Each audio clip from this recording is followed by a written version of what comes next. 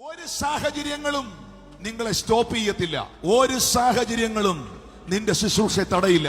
ഒരു സാഹചര്യങ്ങളും നിന്നെ ഒതുക്കാൻ ദൈവം അനുവദിക്കില്ല. ജോസഫേ, നിനക്കൊരു സ്വപ്നമുണ്ടെങ്കിൽ നീ കണ്ട സ്വപ്നത്തെ നിവർത്തിക്കാൻ പോകുന്നത് നിന്നെ പൊട്ടക്കിണറ്റിലേക്ക് വലിച്ചെറിഞ്ഞ സഹോദരങ്ങളല്ല, നിനക്ക് സ്വപ്നം തന്ന ദൈവമായിരിക്കും.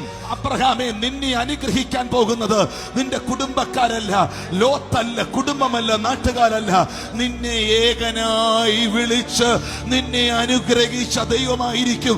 നിന്നെയും നിന്റെ തലമുറകളെയും മാനിക്കാൻ പോകുന്നത് വിളിയുള്ളവനെ, അഭിഷേകമുള്ളവനെ, ദൈവം തെരഞ്ഞെടുത്തവനെ, ദൈവം നിയോഗിച്ചവനെ. ഏതെല്ലാം വൻമഴകൾ വന്നാലും, ഏതെല്ലാം തിരമാലകൾ വന്നാലും, ഏതെല്ലാം വ്യക്തികൾ എഴുന്നേറ്റാലും, ഒരു സമൂഹം ഒന്നടങ്കം അവനെതിരെ തിരിഞ്ഞാലും, അവനെ ക്രൂശിച്ചാലും, അവനെ കല്ലറയിൽ അടക്കിയാലും, അവനെ റോമൻ ഗവൺമെന്റ് മുദ്ര വെച്ച് വാതിലുകൾ അടച്ചാലും, അവൻ ഉയർത്തെഴുന്നേറ്റിരിക്കും. ഈ 2026 നിനക്കൊരു എഴുന്നേൽപ്പുണ്ട്. ശുശ്രൂഷയിൽ നിനക്കൊരു എഴുന്നേൽപ്പുണ്ട്. ആത്മാവിൽ നിനക്കൊരു എഴുന്നേൽപ്പുണ്ട്. ഈ സാഹചര്യം കടന്നു പോകും, ഈ അനുഭവങ്ങൾ കടന്നു പോകും, ഈ പ്രതിസന്ധികൾ കടന്നു പോകും. ഒരു പ്രതിസന്ധിയുടെ നടുവിലും നീ കിടക്കാനുള്ളവനല്ല, എല്ലാ കണ്ണുനീരിനെയും നീ കടന്നു പോകാനുള്ളവനാണ്.